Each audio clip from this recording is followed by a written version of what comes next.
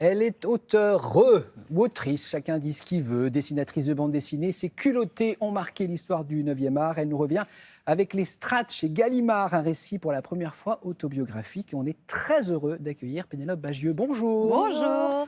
Alors, vous vous dessinez, Pénélope, de l'âge de 5 ans jusqu'à la vingtaine dans cette autobiographie. Ça fait des années que vous dessiniez ces mini-histoires. Elles n'étaient pas destinées à être publiées. Pourquoi d'un seul coup avoir franchi le pas ? Elles n'étaient pas destinées à être publiées, je les écrivais pour moi, et tant mieux parce que je pense que sinon j'aurais jamais eu le courage de les écrire. Mais petit à petit, je me suis dit tiens, je vais en faire lire un peu à ma sœur parce qu'elle est dedans, donc comme ça va la faire rigoler. Et puis de fil en aiguille, je me suis dit qu'en fait j'avais envie que les gens la lisent, qu'il n'y avait pas de raison qu'on ne les lise pas. Parce que c'est votre histoire, mais c'est vrai qu'il y a quelque chose d'universel, c'est drôle, c'est délicat. Quand vous évoquez, par exemple, la manière dont vous avez arrêté de sucer vos doigts vers l'âge de 6 ans, ou alors quand vous racontez le mensonge de vos parents sur votre niveau de ski, parce que vous n'avez pas, vous, reçu des flocons, mais des oursons, alors que les oursons, c'était plutôt les moins bons qui recevaient des oursons, c'est ça, hein?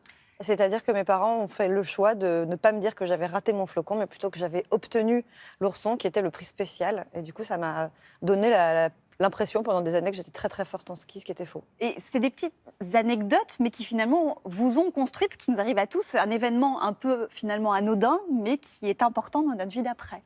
Et oui, parfois, je pense que les événements anodins qui arrivent, surtout pendant l'enfance et encore plus pendant l'adolescence, en fait, nous constituent pour la suite et qu'on n'est que le produit de plein de petits épisodes comme ça de notre adolescence et de notre enfance. Pourquoi, Pénélope, que du noir et blanc et pas de la couleur ? Est-ce que ça renforce le côté nostalgique ?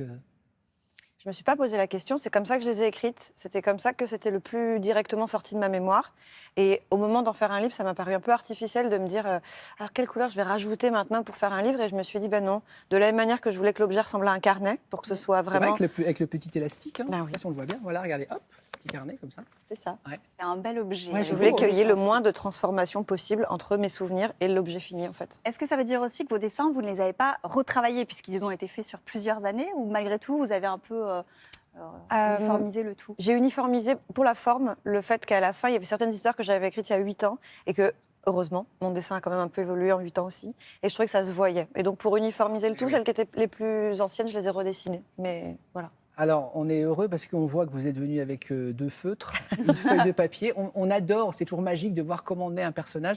Par exemple, si on vous demande de vous dessiner, vous, quand vous étiez, je sais pas, gamine ou adolescente. Parce que dans ce livre, on vous voit finalement vous dessiner de l'âge de 5 ans jusqu'à 20 ans, 25 ans, c'est ça ? C'est ça. Vous partez de quoi, Pénélope, quand on se dessine ?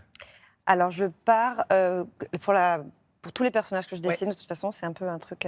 je pars du nez. Parce que c'est le centre du visage, donc ça permet de composer l'ensemble. Et puis parce que dans mon visage à moi, c'est quand même assez central. Oui, donc et voilà. alors, il y a peu de temps, vous avez été interrogée là-dessus, c'est vrai que les nez féminins en BD, on les voit assez peu. Et donc du coup, c'est... C'est vrai que dans la bien de BD les franco-belge, par exemple, les hommes ont toujours un gros pif, on pense à Astérix et tout ça. Et les femmes, on leur fait juste de petits trous pour respirer C'est comme ça. Parce qu'en fait... Il y a une vraie réflexion derrière, je pense, dans le fait de ne pas dessiner de nez aux personnages féminins. Mais moi, en tout cas, je me dessine un C'est par nez. lui que vous commencez. Voilà. Alors, Je vais me dessiner au ski quand j'étais petite. très bien, oui. cette saison. Ah oui, en plus, cette saison, avec mon petit nounours. Alors. Et puis parce qu'il y a des choses qui ne changent pas tellement dans le visage entre l'enfance et... J'ai mis dans le livre, vers la fin, des photos de moi...